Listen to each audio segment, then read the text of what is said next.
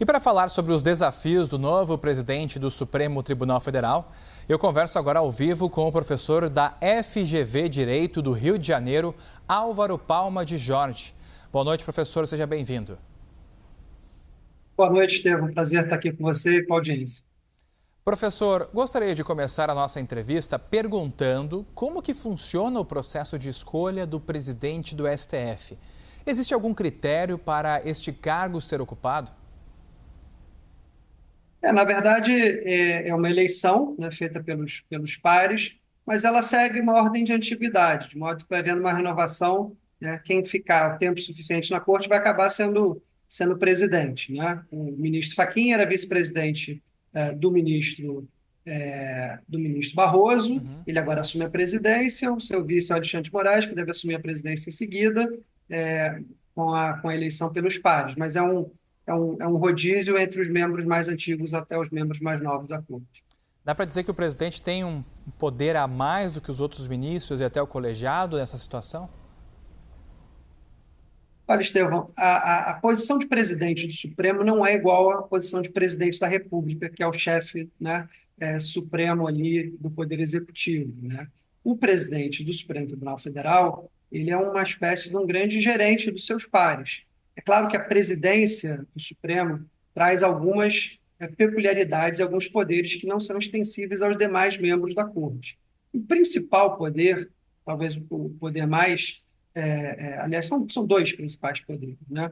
Mas ele volta e meia é de difícil implementação. Um é a de representação da corte. Esse é mais difícil porque vários dos ministros também se comunicam muito, né? Dão opiniões públicas, entrevistas e tal, e acaba perdendo um pouco esse aspecto do monopólio da representação da corte pelo seu presidente. Acho que hoje essa foi, inclusive, uma mensagem do ministro Fachin no seu discurso de que ele pretende retomar, né, esse aspecto mais institucional da presidência, falando em nome da corte.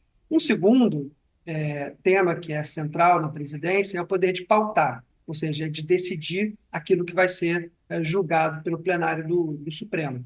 E aí a gente já viu que nessa semana, por exemplo, o ministro Fachin já exerce esse poder de pauta, né, trazendo casos bastante significativos, como a questão da discussão da tal da uberização, questões ligadas ao meio ambiente, questões de trabalho escravo e assim por diante. Ou seja, você tem, através da pauta, através da possibilidade de colocar em pauta determinado processo, você tem a possibilidade de criar uma política, né, judicial no sentido de quais são os casos relevantes que aquela presidente entende que precisam ser julgados.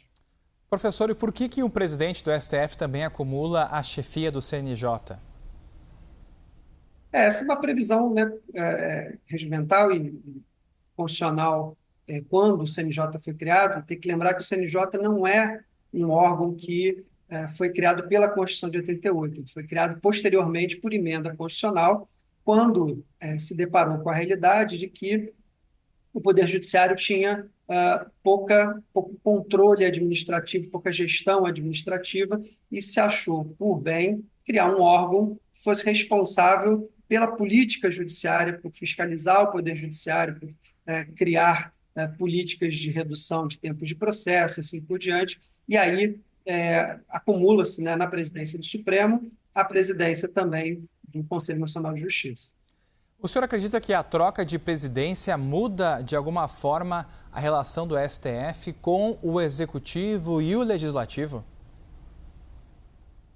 Olha, no discurso, no dia em que foi eleito, breve discurso que o ministro Fachin, aliás, hoje o discurso na posse foi excepcionalmente longo, né? Os discursos dele costumam ser mais curtos, mais contidos, mas no breve discurso que fez no dia que foi eleito, ele usou uma imagem muito interessante. Ele disse que essa transição na presidência do Supremo é como se fosse uma corrida de revezamento em que um ministro passa o bastão para o outro.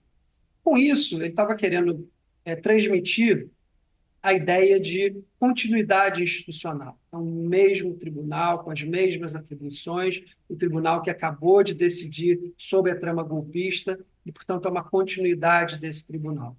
Mas muda, evidentemente, o perfil do ministro que agora senta, né, na cadeira de presidente.